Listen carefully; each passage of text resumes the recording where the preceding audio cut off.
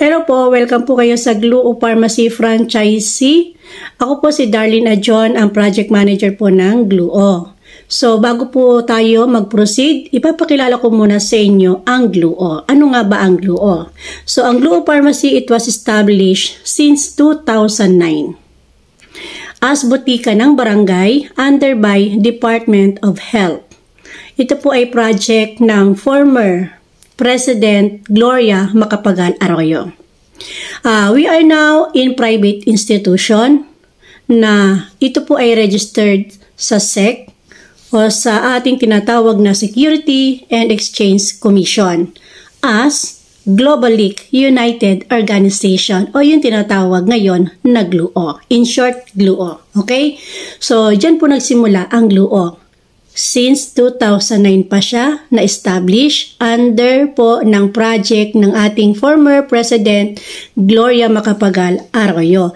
Ito yung tinatawag dati na butika ng barangay. Okay? So ano-ano ba yung mga inclusion ng ating package, no?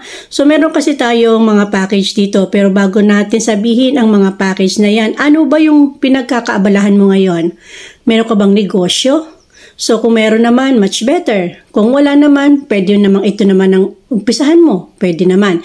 So, alin sa dalawa, kung may negosyo ka o wala kang negosyo, walang problema.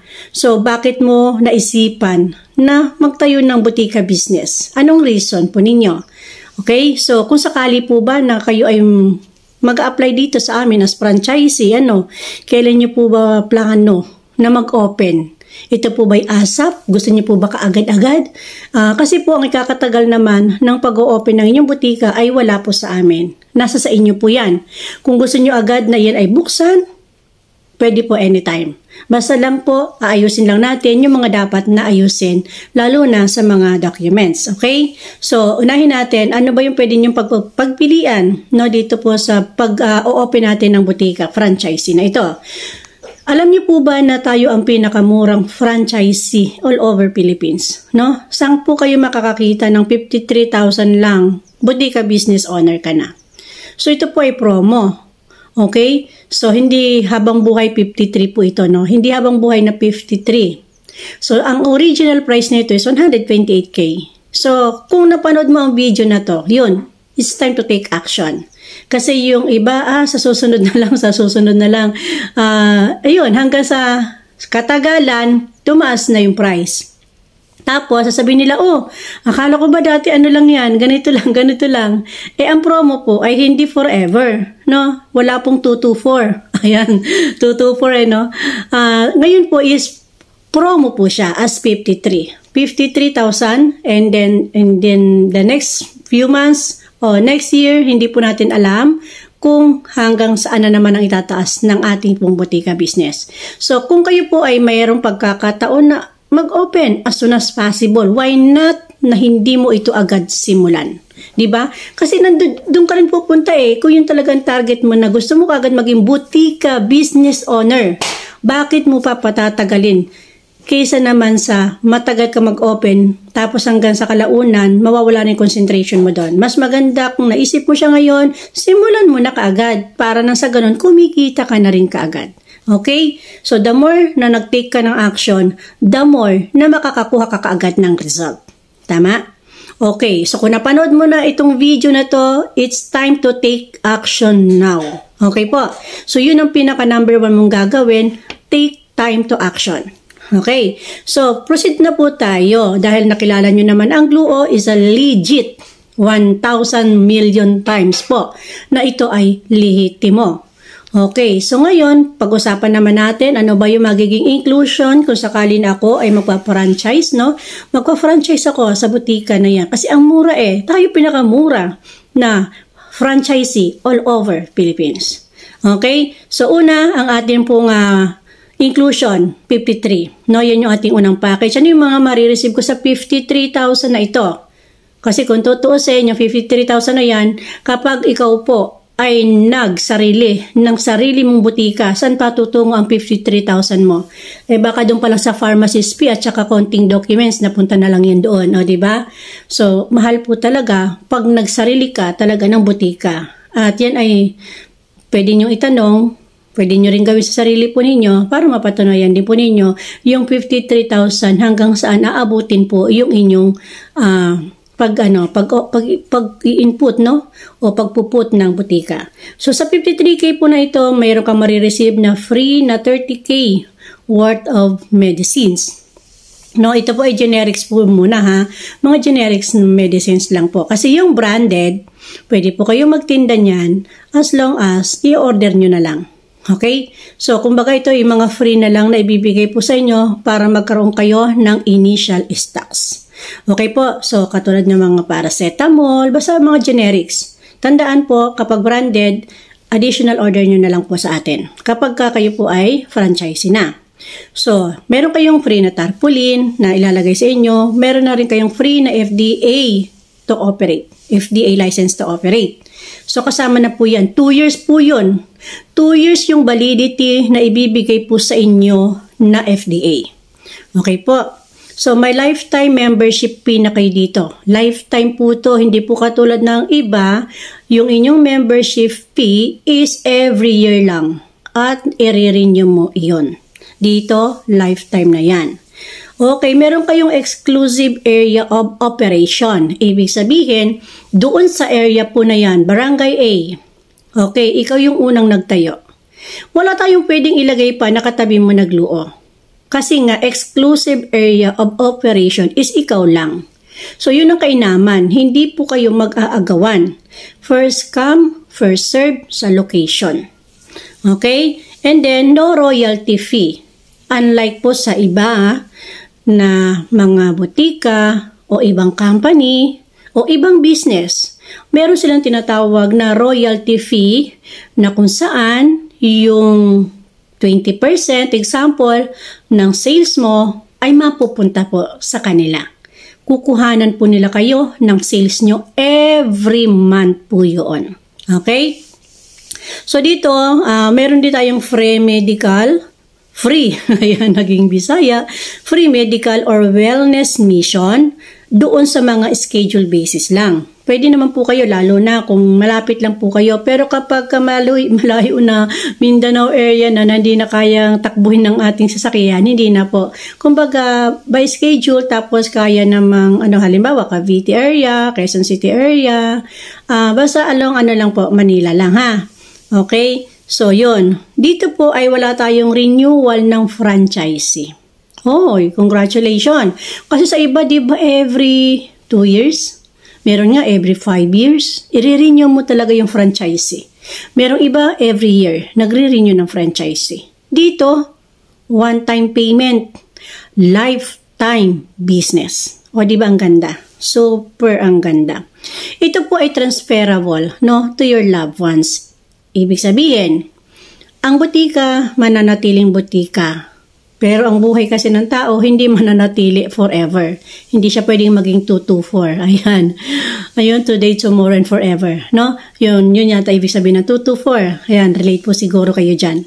So, wala pong forever na tayo mabubuhay sa mundo. Pero ang butika, hanggat ang mundo ay mundo, mayroon niyang butika.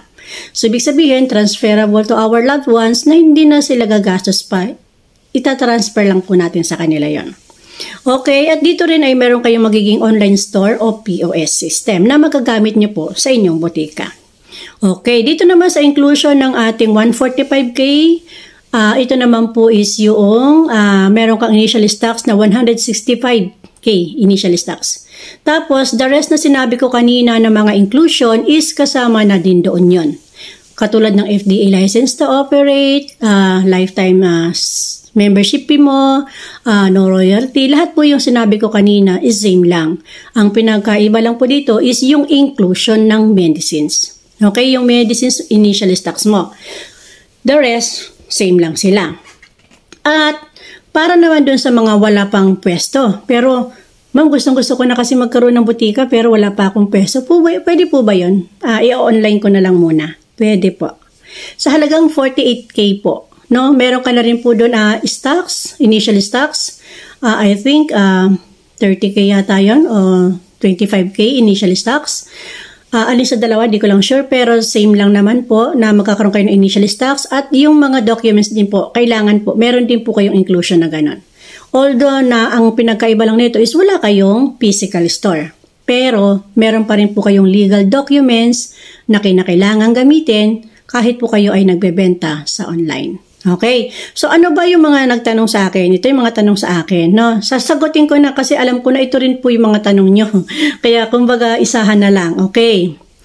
Ngayon, ang tanong ma'am, ano po ba yung lot area o size area po ng isang butika namin? Kailangan ba malaki, maliit? Okay, ang sagot po dyan is wala naman pong required na laki o liit na inyo pong paglalagyan ng butika. So, ano bang kinakailangan? Kailangan is white background. Yan lang, white background kasi syempre malinis dapat ang butika tingnan, hindi madilim tingnan. Malinis dapat siya tingnan, yun lang. Kailangan malinis ang butika tingnan, white background. Pwede naman yung combination ng logo natin na may konting green, ayan, green at white. O, diba? Kasi ang logo ng Glue is green, pwede naman yan. Tapos, ang tanong pa sa akin, ma'am, kailangan ba ng aircon yan? No, kailan ba naka-aircon condition pa yan? No, hindi naman po siya kailangan na air condition as long as yung mga gamot po ninyo ay hindi po yan dapat direktang maaarawan. Kung ito yung gamot, tapos ito yung araw, hindi siya pwede. Dapat hindi po direktang maaarawan yung gamot kasi wala naman po kayong aircon. Dapat talagang nakaayos pa rin siya. Okay, di ba lahat naman ng paninda dapat hindi talaga naaarawan kasi pag na-expose nga naman sa araw, yung quality po ng gamot is mawawala. Okay, so ang tanong pa nila, lahat daw po ba ng mga expired na medicines ay pwedeng palitan? So ganito po yan, kapag na-receive nyo ang gamot, halimbawa, nag-avail po kayo ngayon. Meron kayong mga initial na stocks na gamot na ibibigay. Tama po ba? I-check nyo muna lahat ng expiration. Kung nakita nyo na ilang months na lang mag-expired na, pwede nyo pong i-report agad. No, sabihin nyo agad sa akin. Sabihin nyo, ma'am, malapit na po mag-expire si ganito. I-photos mo lang. No, and then papalitan naman po yon. Okay. Paano naman kung halimbawa nagtinda ka na? Tapos, isang box ng Biogesic na expired pa. No? Kailan ba expiration ng gamot? More or less, nasa 2 to 3 years bago sila nag-expired. So, ngayon, yung isang box ng Biogesic na expired sa'yo, ang tanong, papalitan ba yun o hindi? So, ang sagot po, hindi po yan papalitan na. Kasi, hindi na po kasalanan ng company. Bakit hindi mo na ibenta ang isang box ng Biogesic sa loob ng 2 taon? O sa loob ng 3 years? Depende po dun sa expiration. So, kumbaga, hindi na po kasalanan ng company yon. Pagkukulang mo na yon bilang business owner, paano ka ba magbenta? Diba? Paano mo ba siya pinopromote yung business mo? Okay? So, sana naiintindihan po yon. At ito pa. Need po ba ng barangay, clearance, etc., documents, mayor's permit, at BIR? Okay? So, unang-una, kailangan po natin humingi ng barangay clearance, syempre, doon sa barangay na kung saan ka magtatayo ng inyo pong business. Barangay clearance lang. May sarili namang format ang Glue na ipapakita mo kay barangay kasi kumbaga, humihingi lang tayo ng permiso sa kanila na makapag-operate ka. Okay? So, ang kinukuhanan mo dito ng permit, hindi po si Glue Pharmacy, kundi po si Glue yung ating organization, di ba? Global League United Organization. Yun po ang kinukuhanan mo ng permit, hindi po ang butika. Kasi yung iba, kapag ka po yun ang kinuha agad, hindi naintindihan kasi minsan sa barangay hanggang sa ang daming hihingiin sa yung requirements. Unlike po na ang hinihingi nyo lang po na permit is para po sa organization. Si Global League United Organization. Yun lang po ang hihingan nyo ng clearance. So, malinaw po. Kung sakaling may existing business na ba, is kukuha pa rin ba ng mga mayor's permit o kaya ng BIR? Ito po ang sagot. Kung sakali po kayo ay may existing business, katulad ng may groceries ka na, example gusto mo siyang lagyan ng butika kasi di ba bawal magbenta ng any kinds of medicines without FDA license to operate. Kasi ang pwede lang na mag-inspect sa gamot ay ang FDA lang. FDA lang. So kahit nga po sari-saring store, bawal silang magtinda. Kaya nga po, di po ba, meron na yung batas para dyan na talagang pinagbabawalan silang magtinda any kinds of medicines without FDA license to operate. So kung ang tanong mo is meron ka ng existing business at meron ka ng documents dyan, may BIR ka na, may mayor's permit ka na sa groceries mo, hindi mo na po kailangan kumuha pa ng bago. As is na po yan. Yan na rin pong gagamitin mo.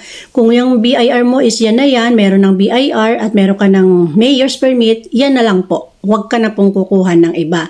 Hihingi na lang tayo ng barangay clearance lang po. Para doon sa barangay na nasasakupan mo. Hingi lang tayo ng permiso para sa ating organization na paglalagay natin ng businessman na butika. Okay? Ang tanong,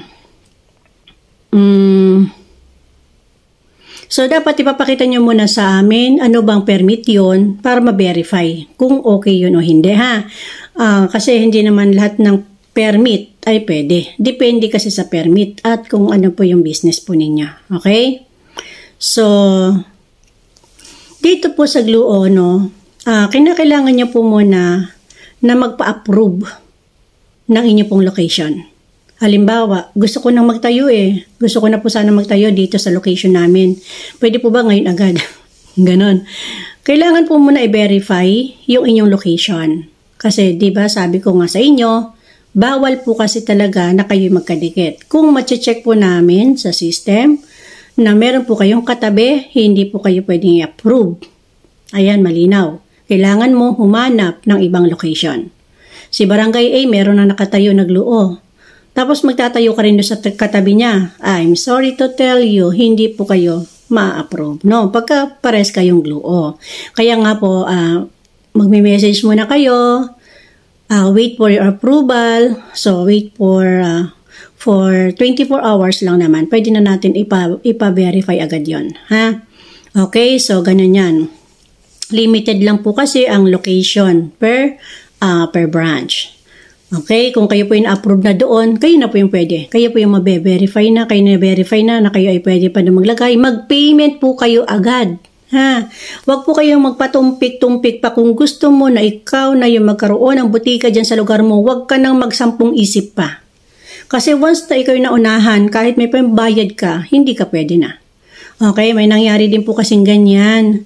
Alam niyo po ba yung akala mo may scam siya? Nagpaabot pa siya ng 1 week. Okay?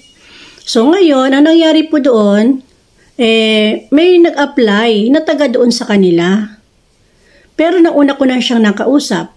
Yung isang applicant. Nauna ko na yan nakausap, pero yung isa, nagpatumpik-tumpik pa. Akala mo siya yung hahabulin, hindi po kayong hahabulin. Kayo po yung maghahabol, kasi nga po sa location, kailangan yung kuhanin.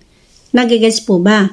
So, yung isa po namin naging applicant doon is hindi po yun natuloy. Kasi nga po, unang nagbayad yung pangalawang applicant na pagkatapos namin i-orient, katulad nito, orientation na kasi ito lahat ng tanong at sagot, sinagot na. So, nung malinaw na sa kanya lahat ang ating procedures, ang ating protocol, agad po siya nag-payment.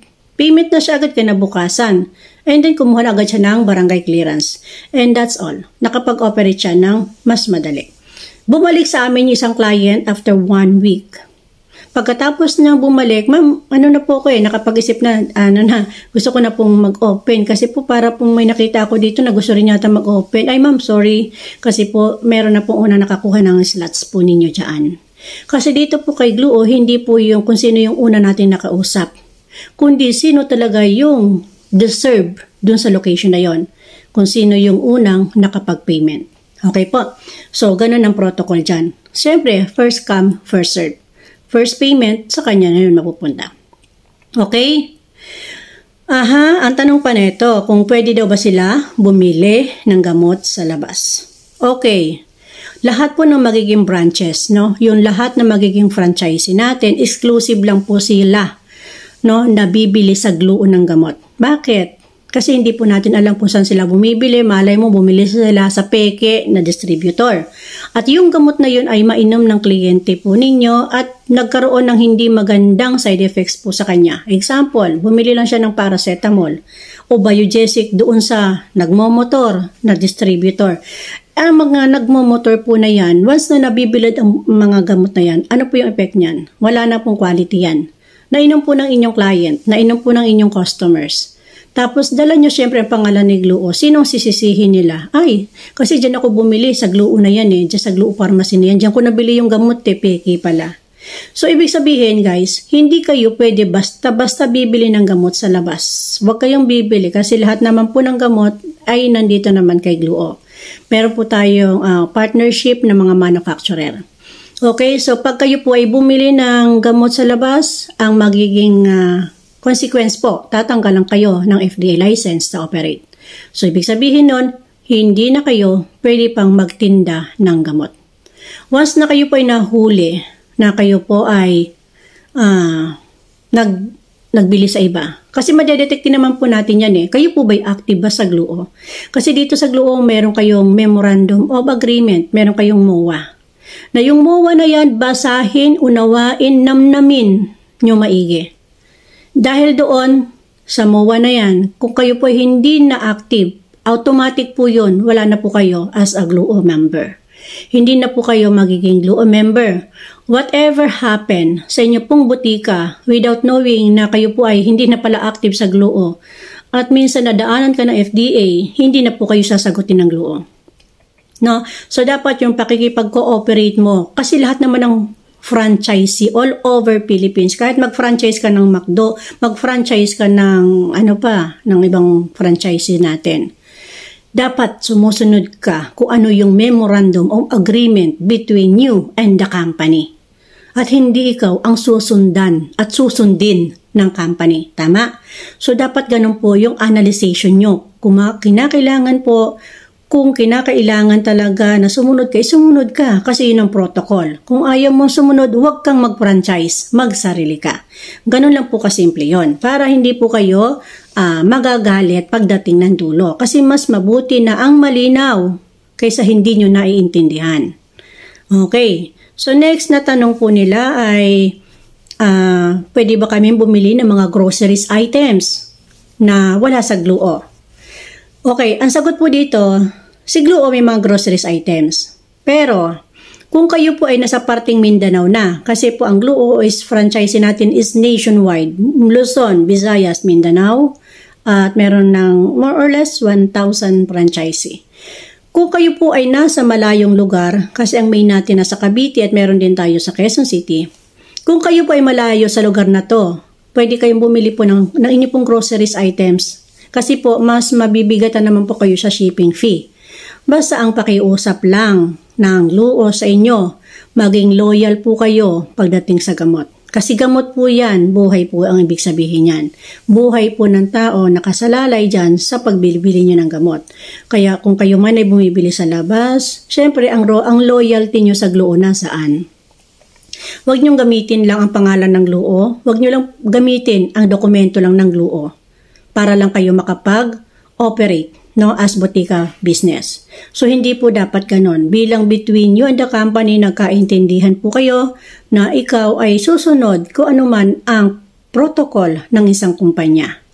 Okay? So, give and take lang dahil ang Gluo ang nag-iintindi ng documents mo, ang hinihingi lang ni Gluo sa'yo is yung loyalty mo na bumili ka ng gamot sa kanila. Kasi wala naman dapat kang bibilhin na iba, kundi yun lang. Kung sa groceries items ay malayo ka, bumili ka sa lugar na malapit ka. Okay? So, ito pa. Ano po ba yung mga lisensya na available po sa inyo? So, marami tayong license. 3. Meron pa kang 4. Ayan. Una dito yung category A. Category A, i-discuss ko itong 4 na lisensya na to at pipili ka kung ano yung gusto mo. Category A, ito yung tinatawag na regular drugstore na kung saan ang inyo pong ka-level ay yung malalaking butika. Ano-ano yung nakikita mong malalaking butika sa Pilipinas? Yun ay tinatawag na regular drugstore. Iyaan, lahat ng klase ng gamot pwede mong i-display. Kumbaga, sa regular drugstore, wala kang limitation. Kaya nga, di ba, pag pumasok ka sa malalaking butika, lalo na sa M, di ba, malaki yan. Pag pumasok ka talaga dyan, makikita mo lahat ng gamot naka-display. Walang limitation. Meron ding naka-duty na pharmacist. Okay? So, ganon. Yun ay category A. So, alin sa dalawa, kung kayo po ay magpapahanap sa GLUO ng pharmacist o kayo mismo ang mayroong ng pharmacist. Okay, so yung category B naman, ito yung RON-PD, no? Retail outlet na non-prescription drugs. Ibig sabihin, bawal ka po mag-display dito ng mga antibiotic. Anong mga naka-display? Siyempre, mga non-prescripted drugs lang. Biogesic, mga multivitamins, basta yung walang nakasulat na RX. Pansinin mo lahat ng gamot. Pag may nakasulat na RX, huwag mong i-display yan, bawal ka kung ikaw ay regular, RON-PD, retail outlet, non-prescription drugs. Kung ikaw ay RON-PD, huwag kang mag-display na mga antibiotic. Tandaan mo po yan. So, ang magiging FDA license mo dyan is yung pang RON-PD lang talaga.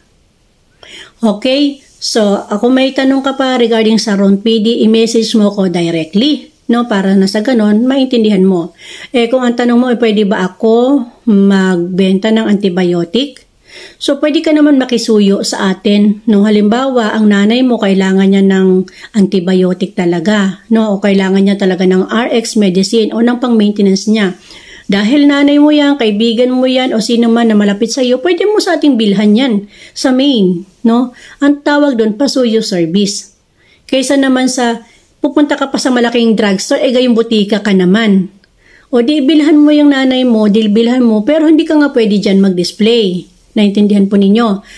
Ang tawag po natin dyan, pasuyo service. No? Kumbaga, nakisuyo ka, bumili ka sa ating main ng ganito na kailangan ni nanay mo kasi nga pang maintenance yan o ng kaibigan mo o ng kapatid mo.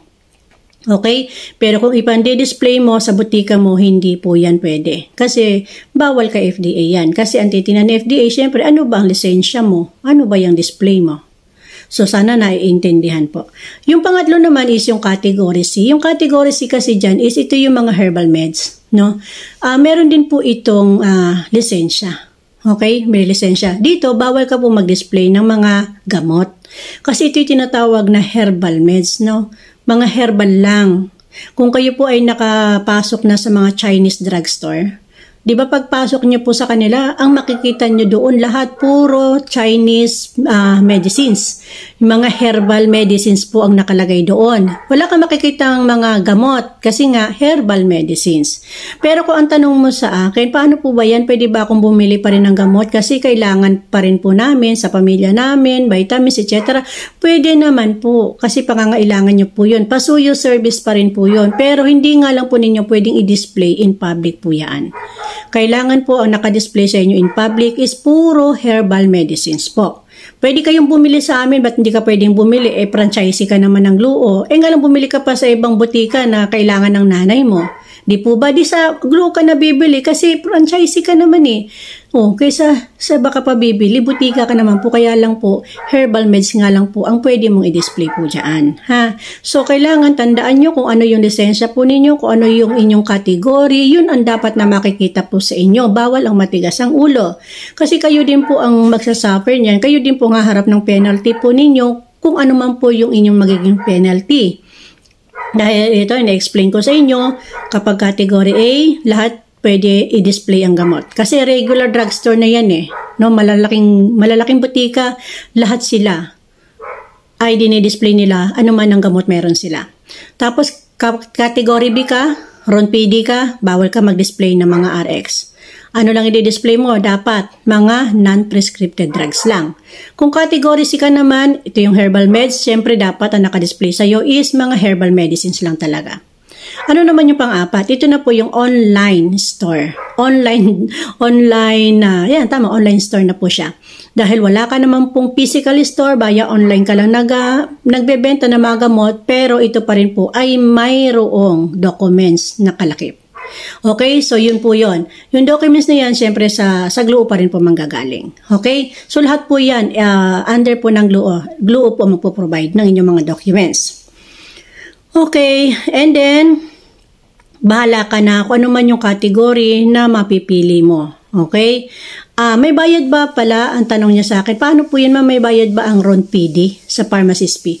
Yes, may bayad po yan dahil hindi ka naman pwede mag-operate without pharmacist. Tandaan mo yan, dahil butika ka eh.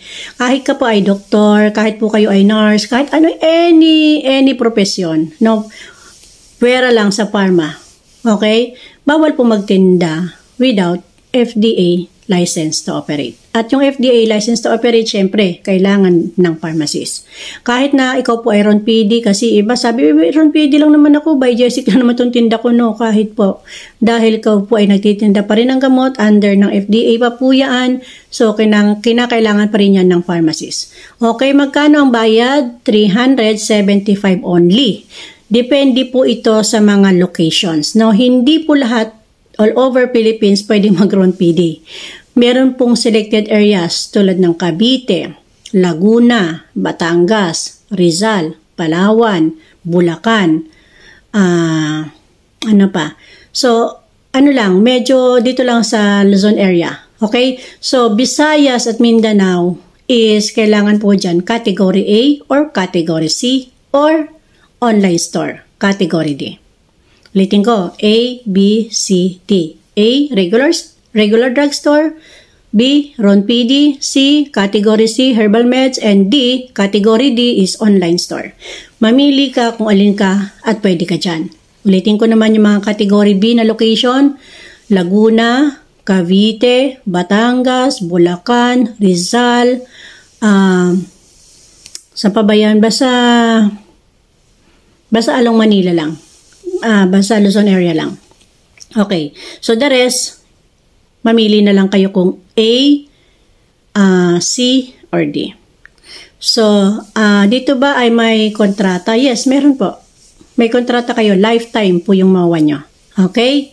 So, paano naman daw mag-order ng mga gamot? Okay. Paano ba mag-order ng gamot? Every Monday, i-send mo na sa akin yung inyong mga gamot. Via may messenger lang.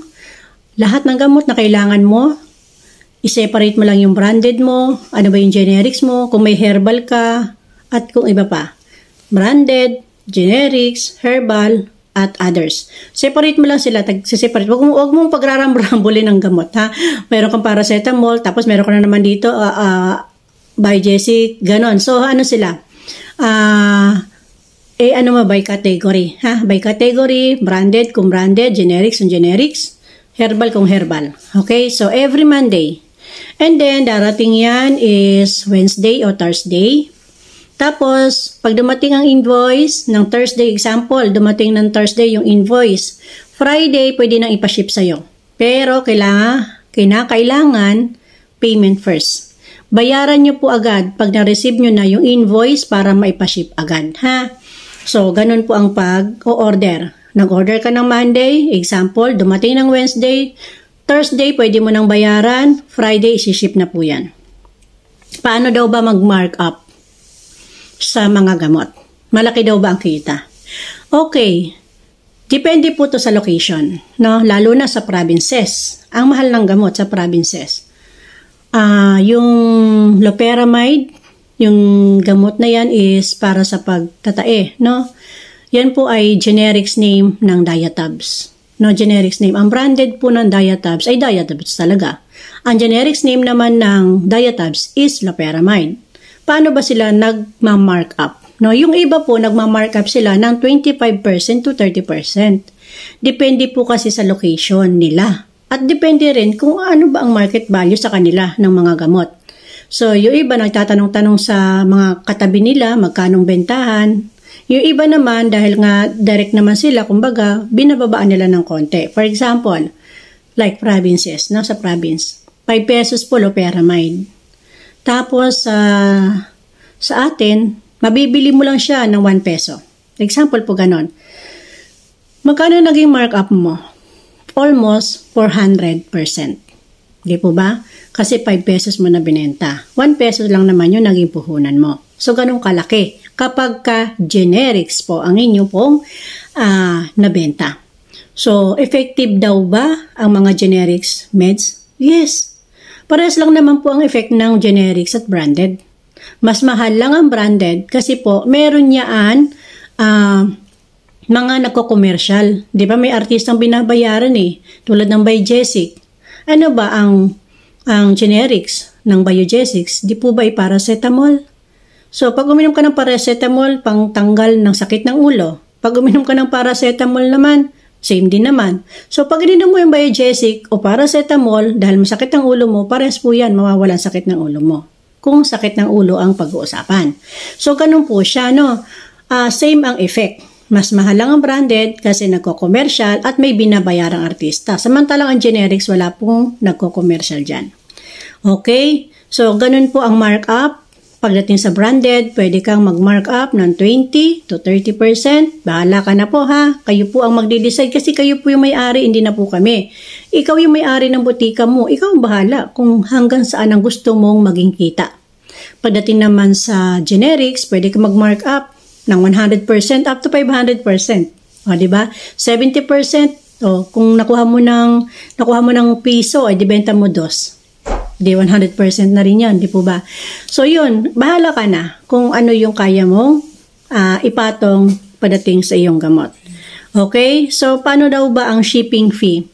Ang shipping fee po is shoulder po yan ng butika business owner. For example, kayo po yung butika business owner, kayo po yung bahala na po doon. Hindi na po sagot ni Gluo. Yung kasi syempre, nagbigay na po si Gluo ng wholesale price. At gaano ba kalaki ang kita nyo? Diba? Sabi ko nga kanina, sa generics, ganun kalaki. Sa branded, ganun kalaki.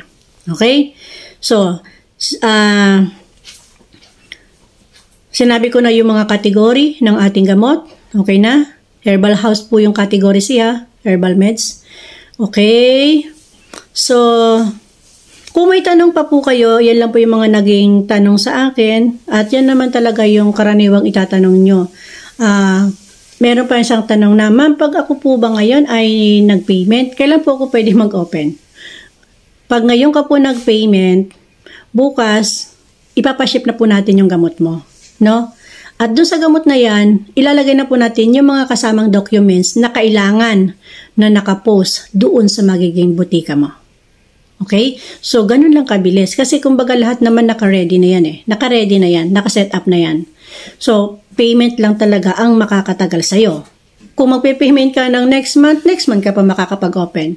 Kung makakapag-payment ka ngayon, o antayin mo dumating ang mga gamot mo, pati yung mga documents mo, at yun. Shoot! Pwede ka na agad mag-open. Okay? And then, syempre, kailangan mo lang naman kumuha ng barangay clearance agad para lang sa ating permeso, no? Yung permit natin dyan sa inyong magiging location na yan. Syempre, hingi na tayo ng due to the respect of your barangay captain, syempre. So, kailan ba ang approval? After po ng 24 hours, dapat mag-approve ka na ng location mo. Once na na-approve ka, tandaan po ninyo, huwag na kayo magpatumpik, tawag doon, tumpik-tumpik pa. Hindi po kayo hahabulin ng Gluo para sa payment nyo. Tandaan nyo yan. Kundi kayo po dapat ang maghabol doon sa location nyo na hindi agad makuha ng ibang tao. Okay? So, kung may tanong pa po kayo, ayan, mag-message lang po kayo sa akin. Ito pong video na ito, sana naintindihan po ninyo. At kung kayo pa yung nag-message sa akin, ang gusto ko lang sabihin nyo sa akin, anong category ang napili nyo. Tapos, sabihin nyo sa akin, kailan ka mag-o-open. Okay? Para alam ko kung kailan natin ipaparedy ka agad yung mga documents po ninyo. So, yun lang. Pag bumalik ka sa akin, tandaan po ninyo is kailan ang inyong opening. Kailan ang target open mo. And then, your payment at yung inyong clearance. Wala na tayong marami pang pag-uusapan. Ikaw na yung masusunod. Kailan mo na gusto i-open yan. So, may nagtanong pala dito, yung category daw ba is meron pa rin daw ba yun payment monthly? So, meron po 100 pesos lang monthly yun. Kasi para naman po yun sa mga documents na ipinapagamit po sa inyo. Kasi syempre, mga documents na yan, nire-renew po yan eh. No? Nire-renew po yan ng company. So, hindi ka naman pwede mag-operate kahit na kayo po ay online without documents. No? Without proper documents. So, lahat yan dapat meron din po kayong documents na yan. Bibigyan po namin kayo ng certificate as pharmacy coordinator sa online. Kaya lahat po yan is nakadokumento. Ayan. So, sa category C daw ba is meron din bang payment? Yes, meron din po yan payment para sa category C. Ano ba yung category C? Ito po yung herbal house, di po ba? Sabi ko kanina, 100 pesos lang naman din po yan.